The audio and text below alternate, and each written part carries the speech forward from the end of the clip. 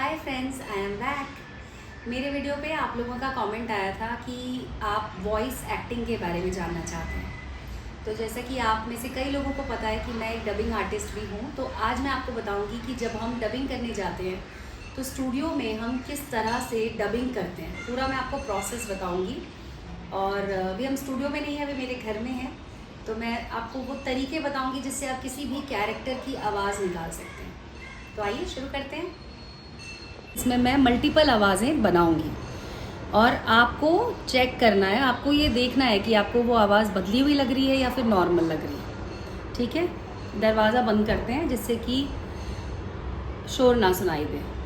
उस तलवार पर लिखा था उसके मालिक का नाम। उस तलवार ने इससे पहले लाखों लोगों का खून पिया था। एक छोटी सी लड़की थी जिसका नाम था आकांक्षा। वो हमेशा यही सोचा करती थी, हेलो बच्चों, मैं हूँ तुम्हारी दीदी और मैं तुम्हारे सामने आज सुनाऊंगी एक कहानी।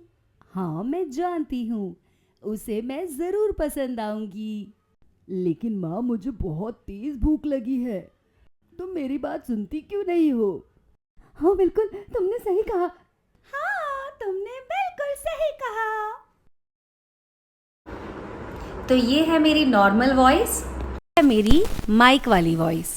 कितना फ़र्क आ जाता है जब आप एक प्रोफेशनल माइक पर रिकॉर्डिंग करते हैं और अगर आप नॉर्मल एक फ़ोन के कैमरा पे रिकॉर्ड कर रहे हैं जिसमें कि फ़ैन भी चल रहा है।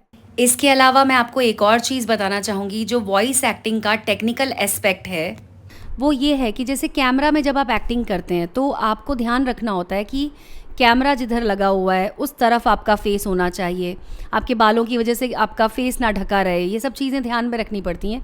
सेम ऐसे ही माइक के साथ जब आप काम करते हैं तो आपको कुछ बेसिक चीज़ें समझ में मतलब ध्यान में रखनी चाहिए। इसके अलावा देखिए, कुछ ऐसे अक्षर होते हैं या अल्फ़ाबेट्स होते हैं जिनको बोलते समय हमारे मुंह से हवा निकलती है, उन्हें हम एयरी अल्फ़ाबेट कहते हैं। तो जब वो अल्फ़ाबेट हम बोल रहे हैं जैसे कि प, फ, भ, इन अल्फ़ाबेट्स को बोलते टाइम हमें माइक से अपने मुंह को थोड़ा और तिरछा रखना पड़ता है, क्योंकि अगर माइक पे हवा जाएगी तो आपका वो अक्षर डिस्टॉर्टेड सुनाई देगा। तो ये भी टेक्निकल चीज़ है जो ध्यान में रखनी होती है। और जब भी हम जैसे नॉर्मल अभी मैं बातचीत कर रही हूँ तो ये नॉर्मल गेन रहता है इसका माइक का। बाद में अगर आपको कोई चिल्लाने वाली आवाज़ करनी है या बहुत तेज़ रोना है या ज़ोर से किसी को बुलाना है तो आप खुद या तो गेन कम कर सकते हैं, या फिर अगर आप स्टूडियो में हैं तो जो भी आपकी आवाज़ रिकॉर्ड कर रहा है वो उस गेन को कम कर देगा, जिससे कि आप अपने एक्सप्रेशंस जो हैं, इमोशन जो है वो पूरा डालेंगे, लेकिन माइक फटेगा नहीं, वो आवाज़ आपकी फटेगी नहीं। तो ये एक टेक्निकल चीज़ है। या फिर एक और तरीका है कि आप थोड़ा सा पीछे चले जाएं और उसके बाद आप वो लाउड इमोशन जो है वो आप कर सकते हैं। तो अब आपको यहाँ पर कोई एक एक्स्ट्रा चीज़ नज़र आ रही होगी, वो ये इसे बोलते हैं पॉप फिल्टर। जब हम बात करते हैं तो हमारे लिप साउंड, कई बार हमारा टंग साउंड, वो जो एक्स्ट्रा साउंड्स होते हैं जो कि माइक कैच करता है, उसे ये फ़िल्टर कर देता है। तो अभी शायद आपको आवाज़ में भी थोड़ा सा डिफरेंस पता चल रहा होगा और उसी के लिए इसे लगाया जाता है। तो सबसे पहला जो रेजोनेटर हम यूज़ करते हैं, मैं आपको बता दूं, रेजोनेटर मतलब ये होता है कि आपकी बॉडी में आपको कुछ टेक्निक सीखनी पड़ती हैं जिससे आप अलग अलग तरीके से बात कर सकते हैं। सबसे पहला जो रेजोनेटर है जिसका इस्तेमाल आप करते हैं वो है आपका हेड का रेजोनेटर। वो हम इस्तेमाल करते हैं जब हमें किसी को दूर से बुलाना है, कोई बहुत दूर जा रहा है और हमें यहीं पे खड़े खड़े उसको आवाज़ देनी है, तब हम इसका इस्तेमाल करते हैं। इसमें आपकी आवाज़ काफ़ी दूर तक जाती है, प्रोजेक्शन के लिए इसका इस्तेमाल होता है। तो मैं क्या करूँगी, माइक से थोड़ा पीछे जाऊँगी और मैं ऐसा सोचूंगी कि वो जो इंसान है वो बहुत दूर है, हालांकि मेरे सामने एक मॉनिटर लगा होगा जहाँ पे वो कोई एक्टिंग कर रहा होगा और मुझे उसकी आवाज़ निकालनी है। तो अब इस तरह से करना होगा, थोड़ा पीछे गए और उसके बाद ऐसा सोचना है कि कोई बहुत दूर जा रहा है और हम उसे बुला रहे हैं, अरे सुनो, तुम्हें मेरी आवाज़ सुनाई दे रही है। इस तरह से आपको सोचकर, मतलब ये दो तीन चीज़ें आपको एक साथ सिंक में लानी पड़ती हैं। अगर आप सिर्फ ये सोचेंगे कि मेरे सामने ही टीवी रखा हुआ है और मुझे तो बस यहीं पे बोलना है, तो आप कभी भी वो इमोशन क्रिएट नहीं कर पाएंगे।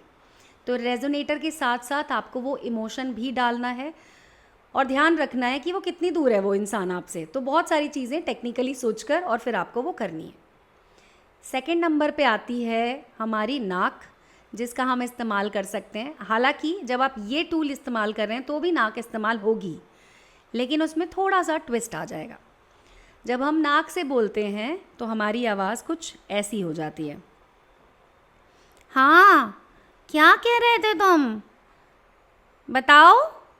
आप इसका एक और तरीका कर सकते हैं कि जब आप डबिंग कर रहे हैं और आपको अभी ज़्यादा प्रैक्टिस नहीं है तो आप अपनी नाक को पकड़ भी सकते हैं ऐसे, और फिर जब आप बोलेंगे तो आपकी आवाज़ तेज हो जाएगी।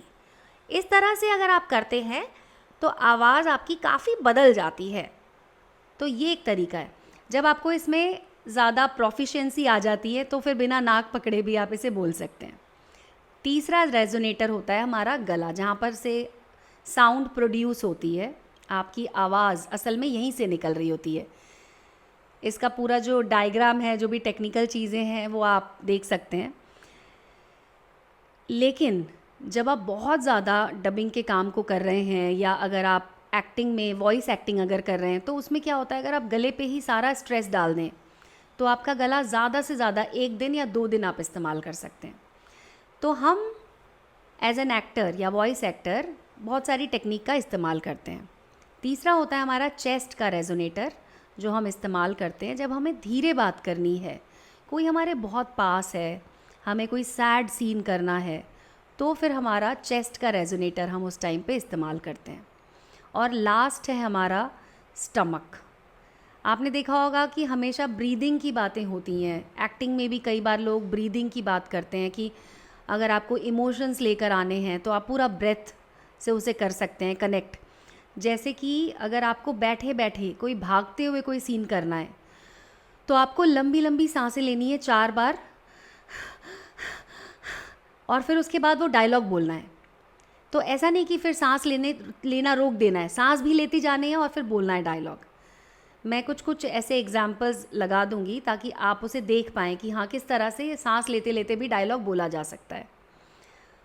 और जैसे कि हम ब्रीदिंग की बात कर रहे थे अभी, जब आप स्टमक का रेजोनेटर यूज़ करते हैं तो उससे क्या होता है कि जब आपको बिना माइक के कोई काम, कहीं पर अगर आपको काम मिला है कि आपको माइक नहीं मिला है और आपको बहुत भीड़ को संबोधित करना है, भीड़ को आपको एड्रेस करना है, तब आप अपने स्टमक से बोल सकते हैं। यानी कि जैसे कई बार लोग कहते हैं ना नीचे से गाओ। आपने कई फिल्मों में, एक फिल्म में ये डायलॉग भी है जिसमें कि वो गुरुजी आते हैं और वो स्टूडेंट को कहते हैं कि नीचे से गाओ, तो वो टेबल के नीचे घुस जाते हैं, तो कहते हैं नहीं और नीचे से गाओ, तो बिल्कुल ही नीचे घुसे होते हैं। वो नीचे से का मतलब ही ये होता है कि आपको स्टमक का इस्तेमाल करना है, मतलब सांस लेनी है, सांस पूरे पेट तक जानी चाहिए आपकी। इनहेल के टाइम पर ऐसे पूरा पेट तक जाएगी, और जब हम एक्सेल कर रहे हैं, मतलब जब आप सांस छोड़ रहे हैं, उस टाइम पे आपको वो डायलॉग बोलना है। तो इस तरह से जब आप पेट का इस्तेमाल करते हैं तो आप लंबे लंबे डायलॉग बिना किसी पॉज के बोल सकते हैं। ये भी एक टेक्निक है जो जब आप किसी टीचर के साथ काम करते हैं, जो टीचर्स प्रॉपरली आपको ट्रेन करते हैं, तो वहाँ पर आपको सीखने का मौका मिलता है। आप में से कोई भी अगर ये टेक्निक सीखना चाहते हैं तो वर्कशॉप्स होती हैं, ऑनलाइन वर्कशॉप होती हैं, ऑफलाइन भी होती हैं, आप वहाँ पर सीख सकते हैं। अगर आप चाहें तो मैं आपको ऑनलाइन वर्कशॉप का जो डिटेल है वो लिंक में दे दूँगी। आप वहाँ पर ये वॉइस एक्टिंग की सारी टेक्निक ऑनलाइन भी सीख सकते हैं। तो कैसा लगा आपको मेरा ये वीडियो? मेरे वीडियो के कमेंट सेक्शन में लिखकर मुझे ज़रूर बताइएगा, और जो भी आपको जानना है वो भी पूछ सकते हैं कमेंट सेक्शन में लिखकर।